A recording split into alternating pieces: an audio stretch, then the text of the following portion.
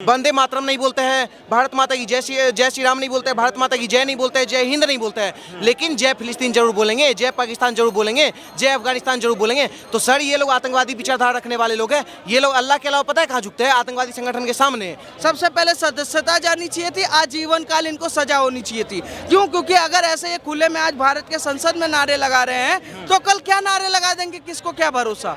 कि आज संसद में जितने भी लोग मौजूद थे और इसका उन्होंने विरोध नहीं किया, मेरी नज़र में वो सब बराबर के दोषी हैं। क्योंकि जब द्रौपदी का चीरहरण हो रहा था, जितने लोग उस सभा में मौजूद थे ना, उस चीरहरण के सभी दोषी कहलाए थे, क्योंकि उन्होंने आवाज नहीं उठाई थी। और ओवैसी ये चोट हम लोग को नहीं पहुंचाई, ये चोट कहीं मोदी जी को देने का काम किया है कि आज आपका 300 पार बस आया है तो देख लीजिए खुल के जय फिलिस्तीन लगा है। आने वाला टाइम में अगर काम नहीं किए और हिंदू राष्ट्र अभी भी नहीं बनाए तो जय पाकिस्तान का नारा भी सुनने को आपको मिलने तैयार है। जिस देश में मेजोरिटी हिंदू है उस देश में जय हिंदू राष्ट्र बोलना गलत है, उस देश में भारत माता की जय बोलना गलत है, वो संविधान विरोधी हो गया। लेकिन इस देश में आप जय फिलिस्तीन, जय हमास, जय पाकिस्तान आप आराम से बोल सकते हैं, क्योंकि भारत है सर। यहाँ पे लेनिन भी चलता है, मैक्सलिन भी चलता है, मैक्स भी चलता है, यहाँ इजराइल भी चलता है, फिलिस्तीन भी चलता है, यहाँ हमास भी चलता है, ISI भी चलता है, यहाँ गोडसे भी चलता है, गांधी भी चलता है। यही तो दुर्भाग्य है देश का। कैसे देखते हैं जब ओवैसी द्वारा जय फिलिस्तीन का नारा संसद भवन में लगाया जाता है? सर मैं बिल्कुल वैसे ही देखता हूँ जैसे 140 करोड़ भारतीय देख रहे हैं कि आप संसद में जब शपथ ग्रहण चल रहा है, आप शपथ ले रहे हैं, उस टाइम पर आप जय फिलिस्तीन कहते हैं और फिर आप अपने आप को सेकुलर बताते हैं, तो आपका ये दोगलापन है पहली बात तो। क्योंकि आप शायद गाजा को भूल जाते हैं, गाजा पट्टी हमास के आतंकवादियों को भूल जाते हैं और इजराइल में जो उन्होंने हमला किया था उसको भूल जाते हैं। आपको भारत माता की जय बोलने से समस्या है। ये वही ओवैसी है ना, ये वही ओवैसी है ना जिन्हें जय हिंद बोलने में, भारत माता की जय बोलने में समस्या हो रही है और जय फिलिस्तीन बोलने में समस्या नहीं हो रही है। तो ये दर्शाता है इनकी मानसिकता को, ये दर्शाता है इनके उसी धर्मवाद को, धार्मिक कट्टरता को, और जो कि बहुत ही निंदनीय है। आप अपने भारत की संसद में हो, भारत की संसद में आपको जय हिंद या भारत माता की जय बोलना चाहिए, ना कि जय फिलिस्तीन। तो ये बहुत ही निंदनीय है। और मुझे तो इस बात पे सबसे ज़्यादा वो हो रहा है कि वहाँ पर बैठे हुए मौजूद सांसदों ने इस पर ऑब्जेक्शन क्यों नहीं करा, वहाँ पर स्पीकर ने या जो भी शपथ दिला रहे थे उन्होंने इस पर ऑब्जेक्शन क्यों नहीं करा। मैं तो उन लोगों से भी प्रश्न करता हूँ कि हमारे भारत की संसद के अंदर में आप जय फिलिस्तीन कैसे कह सकते हो? ऐसे तो कल को कोई आकर कह देगा कि जय पाकिस्तान, फिर क्या करोगे? या कोई आकर कल को कह देगा जय इराक, अफगानिस्तान। कुछ मजाक चल रहा है क्या? आप भारत की संसद में बैठे हुए, भारत की जनता ने आपको चुना है, तब आप संसद में गए हो।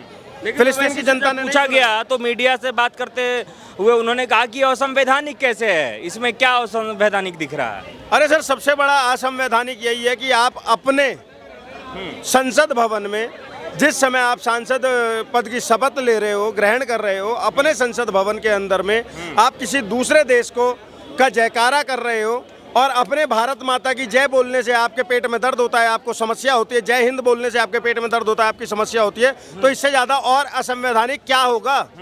आप समझिए नहीं, इस मानसिकता को समझो ना कि अपने देश में आपको भारत माता की जय बोलने से इन लोगों को क्यों समस्या है? फिर क्या समस्या, उस समस्या का बताए ना। तब तो ये कहते हैं कि हम जय नहीं बोलेंगे, जिंदाबाद बोलेंगे, और जय फिलिस्तीन बोलने के लिए इनका मुंह खुल जाता है। ये दोगलापन है और ये धार्मिक कट्टरता को दिखा रहा है कि चाहे एक समुदाय, विशेष समुदाय कहीं भी रहेगा, हमारा उसका समर्थन है, उसके अलावा सब काफिर हैं और बाकी प्राणी नहीं है। इनका ये मानना हो गया है ना। नहीं तो एक बार बता देते ना, कभी इन्होंने कश्मीरी पंडितों पे तो दुख नहीं जताया, कभी इन्होंने सिख दंगों पर तो दुख नहीं जताया, कभी इन्होंने कार सेवकों के मरने पर तो दुख नहीं जताया, लेकिन आज इन्हें जय फिलिस्तीन नजर आ रहा है। अच्छा, जब AIMM के प्रवक्ता कह रहे हैं कि फ़िलिस्तीन के साथ जो अन्याय हुआ है उस इसलिए हम सब लोग जो हैं उसको न्याय दिलाने के लिए उसके साथ खड़े हैं, नेहरू भी, अटल जी भी, मोदी जी भी फ़िलिस्तीन को न्याय दिलाने के लिए खड़े हुए, इसलिए ओवैसी भी न्याय दिलाने के लिए खड़े हुए हैं। अच्छा, आप भारत की संसद में जय बोलकर, एक दूसरे देश की जय बोलकर उसको न्याय दिलाओगे?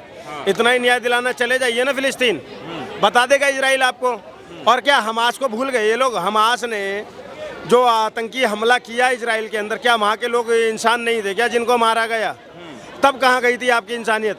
इंसान कहीं का भी मरे, तब इंसानियत की अगर बात करते हो तो इंसान कहीं का भी मरे, आतंकवादी हमले में मर रहा है तो वो इंसान है ना। लेकिन नहीं, इनको इंसानियत से मतलब नहीं है।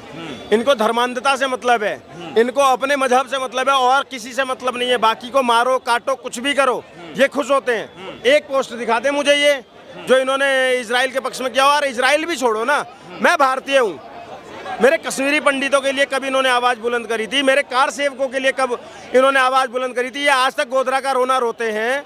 इन्होंने मेरे जो कार सेवकों को ट्रेन के अंदर में जलाकर मारा गया था 57 लोगों को, उसके लिए ओवैसी ने कितनी आवाज़ बुलंद कर दी, आप बता दीजिए मुझे। तो ये तो इनकी मानसिकता वही है, धर्मांधता है इनकी, और कुछ नहीं है। अच्छा, संसद भवन में आज जब शपथ भी ले रहे थे तब भी राहुल गांधी जो हैं वो संविधान, जय संविधान का संविधान भी दिखाया और कल भी नरेंद्र मोदी को संविधान दिखाया गया था। लेकिन जब ओवैसी द्वारा जय फिलिस्तीन कहा गया तो विपक्ष के किसी भी नेता द्वारा इस बात की चर्चा नहीं की जा रही है और ना ही वहाँ भी विरोध किया गया था। क्या लग रहा है कि ये संविधान बचाने का दोहरी नीति चल रही है, एक दोहरा मापदंड है संविधान बचाने के का? सबसे पहले तो सर मैं ये बता दूं आपको कि आज संसद में जितने भी लोग मौजूद थे और इसका उन्होंने विरोध नहीं किया, मेरी नज़र में वो सब बराबर के दोषी हैं। क्योंकि जब द्रौपदी का चीरहरण हो रहा था, जितने लोग उस सभा में मौजूद थे ना, उस चीरहरण के सभी दोषी कहलाए थे, क्योंकि उन्होंने आवाज़ नहीं उठाई थी। तो उनकी भी ये जिम्मेदारी बनती थी कि जब ऐसा हुआ तो उन्होंने आवाज़ क्यों नहीं उठाई। अब दूसरी बात पे आ जाते हैं, जो आप कह रहे हो संविधान का, ये तो इनका दोगला चरित्र शुरू से रहा है। संविधान की हत्या तो इनकी खुद की दादी ने की थी, इनके पापा ने करी थी। आज उसकी बरसी है, 49वीं बरसी है आज। 25 जून 1975 को जो संविधान की हत्या करके इमरजेंसी लगाई गई थी, आज उसकी 49वीं बरसी है। आज 25 जून को ही खड़े हो आप, 49वीं बरसी है, 50वें साल में प्रवेश कर गया।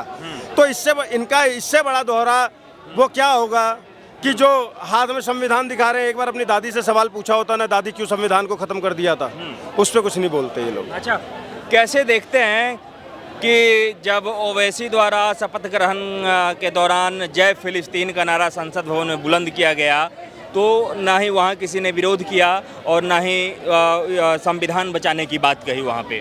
पहली बात तो जैसा कि भैया बताया, आज का दिन जो है ना, आज ही के दिन इमरजेंसी लगा था, ठीक है। तो आपको बता दें, जो इमरजेंसी लगा था वही दर्शाने का काम किए ओवैसी, ठीक है।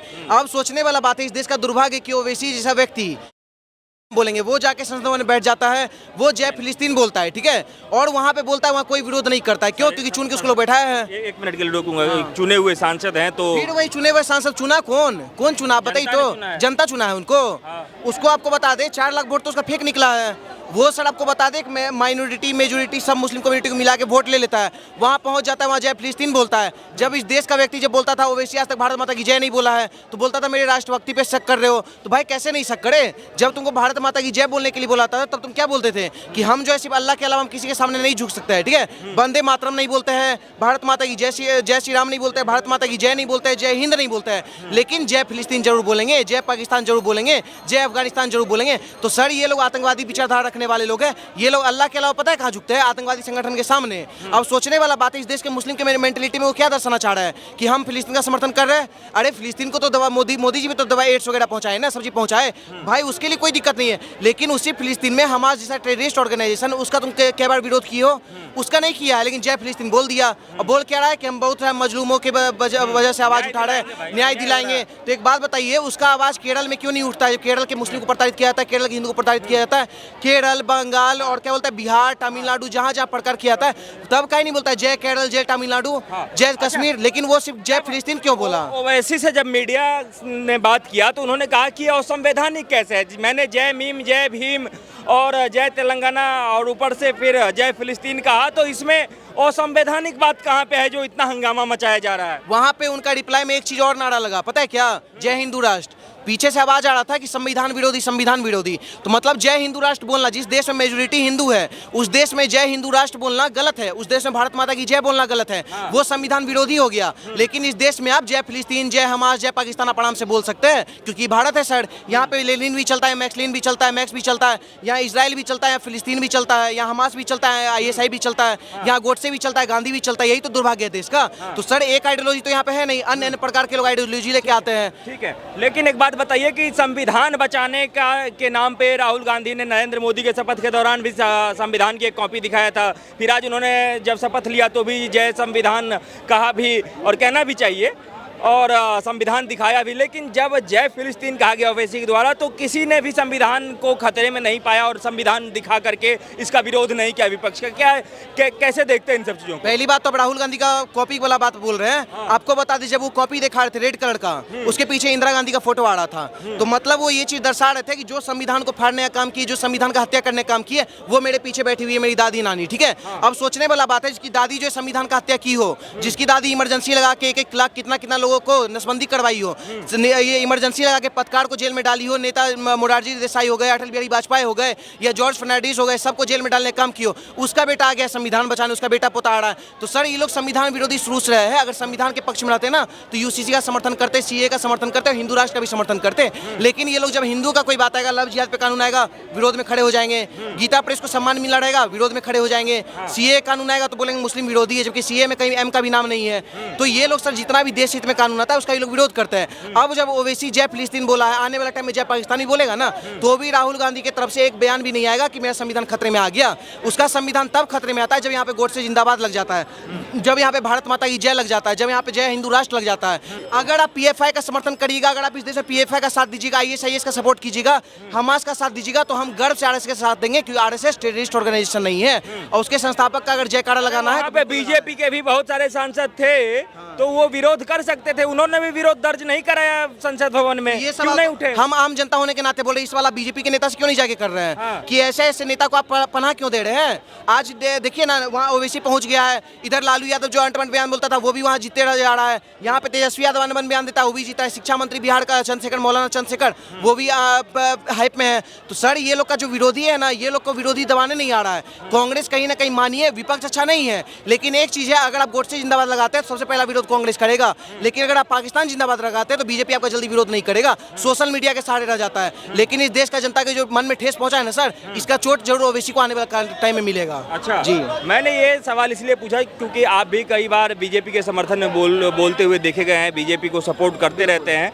तो कैसे देखते हैं कि जब बीजेपी के नेता के सामने इस प्रकार की बातें की जाती है, फिर बीजेपी द्वारा भी कुछ नहीं कहा जाता है, उसके बाद जब एक तरफ वहीं पे जय हिंदू राष्ट्र का नारा लगाया जाता है, तो वही जितने भी लोग वहाँ पे बैठे थे वो जो है सो विरोध करने लग जाते हैं, और उस विरोध के बाद अब आम जनमानस भी धरातल पे हिंदू राष्ट्र का विरोध कर रहा है। तो हिंदू राष्ट्र से कहीं ना कहीं देश को खतरा है, तभी लोग विरोध कर रहे हैं। आपका क्या कहना है इस पे? हम तो कहते हैं ना, ओवैसी फिलिस्तीन का समर्थन कर दिया ना, उसको बोलिए एक बाप का औलाद है ना, जाके संसद में बोल दे कि जय मुस्लिम राष्ट्र, बोलिए, नहीं बोल सकता है सर। हमको पता है सर, वो उसको बोलने का इतना पावर है ही नहीं, इतना कुब्बतें नहीं है, बोल दे संसद भवन में। उसको पता है कहीं ना कहीं भारत जो हिंदू राष्ट्र है, और हिंदू राष्ट्र का जो वहाँ प्रधानमंत्री आज के डेट में बना है ना, 400 पार नहीं आए कुछ भी आए, शेर कौन है? प्रधानमंत्री कौन बना है? मोदी जी बने हैं ना।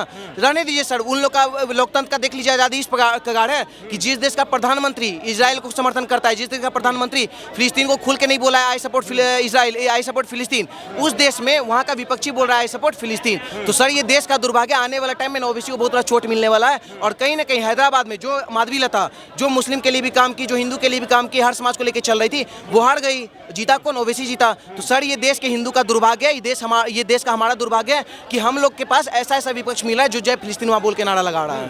कई लोग कह रहे हैं कि जब कुछ लोग यहाँ पे जय इजराइल उसके बाद जो है सो बाकी और चीज़ों पे अपना नारा उद्घोष कर रहे थे, जब युद्ध चल रहा था, तो तब तो किसी को दिक्कत नहीं हुआ। जब जय फिलिस्तीन कह दिया गया तो इतना दिक्कत क्यों हो रहा है? सर जय फिलिस्तीन बोलिए, हम क्या बोले आपको? 10 को यहाँ आइडियोलॉजी मिल जाएगा, यहाँ खड़े हैं यहीं पे 10 को आइडियोलॉजी मिल जाएगा। लेकिन एक बात बताइए, संसद भवन क्या जय फिलिस्तीन और जय इजराइल बोलने के लिए है? वहाँ पे मोदी जी क्या बार बोले जय इजराइल? सर संसद भवन में जब वो गया है, बोल रहा है मजलूमों का आवाज उठाएंगे, हम देश के युवाओं का बात करेंगे, महिला सुरक्षित हो उसका बात करेंगे। संविधान का शपथ लेता है नहीं लोग, और संविधान का शपथ लेने के बाद वहाँ देश का जो वास्तविक मुद्दा उसको ना उठा के वहाँ पे जय फिलिस्तीन जय हमास कर रहा है। तो सर अगर ये करेगा ना, तो आपको बता दे आने वाला टाइम में, तुम अभी जय हिंदू राष्ट्र सुने हो ना, आने वाला टाइम में जल्द से जल्द हिंदू राष्ट्र बन भी जाएगा। और ओवैसी ये चोट हम लोग को नहीं पहुंचाई, ये चोट कहीं मोदी जी को देने का काम किया है कि आज आपका 300 पार बस आया है, तो देख लीजिए खुल के जय फिलिस्तीन लगा है। आने वाला टाइम में अगर काम नहीं किए और हिंदू राष्ट्र अभी भी नहीं बनाए, तो जय पाकिस्तान का नारा भी सुनने को आपको मिलने तैयार है सर। एक मिनट, अच्छा कैसे देखते हैं कि जब जय फिलिस्तीन कहा गया तो वो लोग विरोध कर रहे हैं, फिर जय हिंदू राष्ट्र कहा गया उसका भी विरोध कर रहे हैं, लेकिन जब एक तरफ लोग कह रहे हैं कि भाई साहब दिक्कत दोनों से नहीं होना चाहिए, तो जब दोनों से दिक्कत नहीं होगा तो इतना हंगामा क्यों है देश में? सर जय उतना फिलिस्तीन ही दिक्कत जय फिलिस्तीन से है जितना जय हिंदू राष्ट्र से है। मैं आपको बता देता हूं, अगर हमारे भारत की संसद के अंदर में जय फिलिस्तीन या जय इजराइल या जय पाकिस्तान या जय अफगानिस्तान लगता है तो ये गैर संवैधानिक भी है और इसका विरोध भी होना चाहिए और हर शख्स को विरोध करना चाहिए, किसी एक को नहीं, सबको करना चाहिए। अब आप आते हो हिंदू राष्ट्र हिंदू राष्ट्र हिंदू राष्ट्र, ये हिंदू राष्ट्र था, हिंदू राष्ट्र है, हिंदू राष्ट्र रहेगा और जय हिंदू राष्ट्र बोलते रहेंगे। कहाँ से गैर संवैधानिक है आप बताइए? क्या ये हिंदुस्तान नहीं है? किस लिए हिंदुस्तान नाम पड़ा इसका? जरा इतिहासकारों से पूछकर बताइए मुझे। जब हिंदुस्तान है, हिंदुस्तान कह लो या हिंदू राष्ट्र कह लो, बात एक ही है। तो ये तो था ही हिंदू राष्ट्र, है हिंदू राष्ट्र और रहेगा हिंदू राष्ट्र कहा गया तो पीछे से कहा गया कि संविधान खतरे में है, इसीलिए संविधान खतरे में है। पीछे से एक विरोधात्मक आवाज जो है वो आने लग गया था इसका संसद कारण बता देता हूँ, इनकी मानसिकता क्या है। आप लोग शायद भूल गए होंगे, मेमोरी थोड़ी सी अच्छी है मेरी। मणिशंकर अय्यर कांग्रेस के नेता पाकिस्तान जाते हैं और वहां पर पता क्या बोलते हैं कि आप लोग हमारे साथ आइए मोदी को हराने के लिए। जो पाकिस्तान से मोदी को हराने के लिए मदद मांगता है ना, तो वो हिंदू राष्ट्र के विरोध में ही बात करेगा। वो दोगला है, क्योंकि उसको अपने डीएनए को चेक कराना चाहिए इसलिए। और फिलिस्तीन उनके लिए अच्छा है क्योंकि आतंकवाद के आगे तो इन्होंने शुरू से घुटने टेके हुए हैं।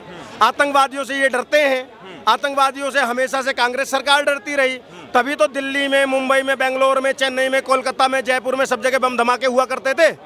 तो इन लोगों का ये दोहरा चरित्र, दोगला चरित्र भी नजर आया है आज। ठीक है, कैसे देखते हैं, क्या जय फिलिस्तीन कहना संवैधानिक है या असंवैधानिक है संसद भवन में? पहले तो आपके दर्शकों को सबसे पहले जय श्री राम, जय गौ माता। और जिस नेता को ये नहीं पता हमारा प्रधानमंत्री कौन है, जो ये कहता है इनके प्रधानमंत्री, जो हमारे देश के, भारत के यशस्वी प्रधानमंत्री को अपना प्रधानमंत्री नहीं समझता, भारत देश को अपना देश नहीं समझता, उससे आप क्या उम्मीद करेंगे? और बात रही फिलिस्तीन की, मैं तो सुप्रीम कोर्ट से यही कहूँगा, इसकी सदस्यता रद्द करें और इन्हें फिलिस्तीन ही भेजें। यह देश के लिए गद्दार है, पहले से ही गद्दार बनता आ रहा है और देश के लिए गद्दार ही है वो वैसी। अच्छा, जैसे कि 15 मिनट के नारे देते हैं, तो इनसे आप क्या उम्मीद करोगे? अगर इनसे पूछ ले 16 जनवरी 16 अगस्त 1946 में क्या हुआ था केरल में हिंदुओं के साथ, बताएंगे कि क्या अभी केरल जम्मू कश्मीर में हिंदुओं के साथ क्या हुआ बोलेंगे? केरल में क्या हुआ बोलेंगे? इनसे ये कहो ये अपना देश छोड़े, या फिलिस्तीन जाए, पाकिस्तान जाए, इधर से छोड़े, अपनी राजनीति कहीं और। क्या संसद भवन में जय फिलिस्तीन कह के शपथ लेना संवैधानिक है या असंवैधानिक है? आपके हिसाब से क्या है, आप बताइए। आपके हिसाब से संवैधानिक है या असंवैधानिक है? आप भारत के संसद में खड़े होकर भारत के सांसद के रूप में शपथ ले रहे हैं और वहाँ जय फिलिस्तीन का नारा लगा रहे हैं। कल आप जय पाकिस्तान का नारा लगा देंगे, परसों बांग्लादेश का नारा लगा देंगे, तरसों कुवैत का नारा लगा देंगे, सऊदी अरब का नारा लगा देंगे। नौटंकी चल रहा है या सदन में शपथ ले रहे हैं? सबसे बड़ी बात है कि 140 करोड़ जनता जिस आतंकवाद के खिलाफ है, उसी आतंकवाद का समर्थन करते हुए असेकुलर रूप से भारत का एक ऐसा सांसद भारत में संसद में शपथ लेते हुए सदन के सामने जय फिलिस्तीन का नारा लगाते हुए 140 करोड़ जनता का अपमान करता है और साथ में भारत के संविधान की भी हत्या करता है। जो लाल किताब लेके घूम रहे थे कल कि हम लोग संविधान बचाने निकले हैं, अब उनका जवाब कब तक आएगा? इंडिया गठबंधन वाले कह रहे हैं ना। आप ये बताइए कि जब भारत सरकार का स्टैंड क्लियर है कि हम आतंकवाद के खिलाफ है, तो इन्होंने नारा लगाया तो लगाया कैसे? और मैं एक बात क्लियर कर दूं कि ऊंचे पैजामे वालों से उम्मीद की नहीं जा सकती, वही काम ओवैसी ने किया है। ओवैसी ने एएनआई से बात करते हुए ये कहा कि हम जो है अन्याय के खिलाफ हैं और न्याय के साथ हैं, इसलिए हमने फिलिस्तीन का साथ दिया है, और ऐसा कहते हुए वो आगे बढ़ गए। बिल्कुल बढ़िया, अच्छी बात है, आप न्याय के खिलाफ हैं, अन्याय के वो कर रहे हैं। पर आप मुझे ये बताइए, जब कश्मीर में लाखों कश्मीरी पंडित मारे गए, तब ये नारे कहाँ पर थे? जब बंगाल में आज भी नरसंहार हो रहा है, तो ये नारे कहाँ चले जाते हैं? केरल में दिन भर लव जिहाद और नरसंहार किया जा रहा है, नारे कहाँ चले जाते हैं? सारा का सारा ये दिखा जा रहा है कि कल पाकिस्तान में कोई बम फूट जाए तो आप कहोगे जय पाकिस्तान। मतलब आतंकवाद का आइडियोलॉजी आप भारत पे थोपोगे, भारत की जनता को नहीं आप सपोर्ट कर रहे हो। उन 25 करोड़ ऊंचे पैजामे वाले को दिखाना चाह रहे हो कि ये 57 करोड़ जो 57 देश है वहाँ के जो मुसलमान है वो हमारे भाई हैं, और जो यहाँ के हिंदू है वो हमारे भाई नहीं है, वो यहाँ पे कूड़े कचरे हैं, उनको छोड़ दो। तो वैसे के कुछ समर्थकों का कहना है कि भाई साहब आपको जब जय फिलिस्तीन से इतना दिक्कत है तो वहाँ पे जय हिंदू राष्ट्र का भी नारा लगाया गया है, उसका भी विरोध करिए। हिंदू राष्ट्र का नारा लगाना बिल्कुल सही है। आप बताइए कैसे सही है? क्योंकि हिंदू राष्ट्र बात करता है सेकुलर की, हिंदू राष्ट्र बात करता है सबके साथ सबके विकास की, हिंदू राष्ट्र बात करता है गौ माता की, हिंदू राष्ट्र बात करता है भारत के हर व्यक्ति की। पर आतंकवाद किसकी बात करता है? एक धर्म के लिए किसी मानवता को हानिकारक, मानवता को पूरी तरीके से क्षति करने के लिए सड़ेआम बम फोड़े जाते हैं, और आप उसको सपोर्ट करके हिंदू राष्ट्र का विरोध कर रहे हैं। हिंदू राष्ट्र का डेफिनेशन क्या है? कि भारत एक अखंड हिंदू राष्ट्र है, भारत का हर व्यक्ति, भारत के जमीन पे पैदा हुआ हर व्यक्ति हिंदू राष्ट्र का नागरिक है। तो भारत हिंदू राष्ट्र है, उसमें कोई दिक्कत नहीं है। पर दूसरा आप फिलिस्तीन का चर्चा कर रहे हैं, फिलिस्तीन पे इजराइल हमला कर रहा है, इजराइल हमला कर रहा है, इजराइल का और हमास का और फिलिस्तीन का लेना देना है। तो वो नारा आप भारत के संसद में कैसे लगा सकते हैं? वही अमेरिकी संसद में वहाँ का अगर सांसद कोई नारा लगाता तो कार्रवाई हो जाती। ये हमारे भारत के संविधान की दिक्कत है कि ऐसे लोगों पे अभी तक कार्रवाई नहीं हुई। सबसे पहले सदस्यता जानी चाहिए थी, आजीवन काल इनको सजा होनी चाहिए थी। क्यों? क्योंकि अगर ऐसे ये खुले में आज भारत के संसद में नारे लगा रहे हैं तो कल क्या नारे लगा देंगे, किसको क्या भरोसा? और उम्मीद किससे कर रहे हो? जो जिसकी पार्टी का नाम ही ऐसा है कि सारी जनता जानती है, जो कहते हैं सेकुलरिज्म की बात कर रहे हो, किससे उम्मीद कर रहे हो? जिन्होंने हैदराबाद को पूरा का पूरा काटम पीटी के अलावा कुछ नहीं कर रखा है, और संविधान की किससे दुहाई मांग रहे हो? आपने KFC देखा होगा, KFC के हाथ में जितना सुरक्षित मुर्गा होता है ना, उतना ही सुरक्षित राहुल गांधी और OBC के हाथ में संविधान है। अच्छा, उसके अलावा कुछ नहीं है। भारत के संविधान की हत्या करने के लिए इंदिरा गांधी से लेकर OBC से लेकर और राहुल गांधी से लेकर ये तरफ पर काम कर रहे हैं। नरेंद्र मोदी को ये डिक्टेटरशिप बताते थे, पर आज 72 सालों में पहली बार 1952 में पहली बार ऐसा हुआ है कि प्रोटोकॉल को तोड़ते हुए भारत के स्पीकर का चुनाव करवाना पड़ रहा है। तो असली डिक्टेटरशिप तो विपक्ष हुआ हमारा। आप लोकतंत्र की बात कर रहे थे ना, वो संविधान की हत्या करते हुए उड़ा रहे पूरा का पूरा संविधान उड़ा रहे, और जनता को दिखा रहे जी हम लोकतंत्र बचाने निकले, हम संविधान बचाने निकले। और संविधान कैसे बचा रहे हैं? कि आप सदन को सुचारू रूप से ना चलने देने के लिए सदन के स्पीकर का चुनाव नहीं दे रहे, और वहां पर क्या कह रहे हैं कि जी हमें अगर आप डिप्टी स्पीकर का पद दोगे तो ही हम स्पीकर आपका बनने देंगे। कर्नाटक में आपकी सरकार है, तेलंगाना में आपकी सरकार है, बंगाल में इंडिया गठबंधन की सरकार है, हिमाचल में है, उत्तर प्रदेश में, दिल्ली में है, अदर राज्यों में है, 14 राज्यों में आपकी सरकार है। आप मुझे बताइए आपके विपक्ष में कितने डिप्टी स्पीकर हैं?